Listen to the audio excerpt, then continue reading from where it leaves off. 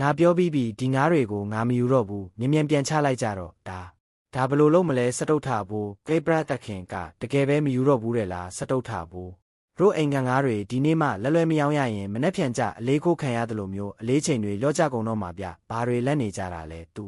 စွန်းကော်တုံးကအိုက်တင်လုပ်ပြီးတရုတ်ဆောင်နေတာပါသူ့လက်ထဲမှာစူပါမားကတ်ရဲ့အော်ဒါကြီးရှိနေတာဗျာတို့ထက်စရင်သူကစာချုပ်ပြက်ကွက်မှာကိုပိုးကြောက်တာတို့ဘက်ကအရင်အလျှော့ပေးမလားလို့စောင့်နေတာတကယ်လို့လျှော့ပေးလိုက်ရင်တောင်မှသူမဝယ်ရင်တို့ဘာသာတို့ရောင်းလို့မရဘူးလားအားလုံးပဲငါးတွေကိုစုပြီးငါစီအကုန်အပ်လိုက်ကြတို့တွေဈေးကြီးပေးပြီးအေးကန်းကားတွေငါမနေနဲ့တာမန်ကုန်တင်ကအနှဲငယ်လောက်ပဲရှာပြီးအပေါ်ကနေစောင်းနှစ်ထက်လောက်အုပ်သွားလိုက်မယ်ဒါဆိုတဲယူပို့ဆောင်ရေးစရိတ်ထက်ဝက်မကတက်တာသွားမယ်မျိုးထဲရောက်ရင်ငါတပိတာကိုနှစ်ဆက်ငါရွံနှုံးနဲ့လက်ကားပြန်ဖြန့်ပေးမယ်ကျန်တဲ့ပိုက်ဆံကိုအားလုံးခွဲဝေယူကြတာပေါ့ကိုဘာသာသူထေးလို့ရတာသူများနေတာခံရတာထက်ပိုမကောင်းဘူးလားမှန်တယ်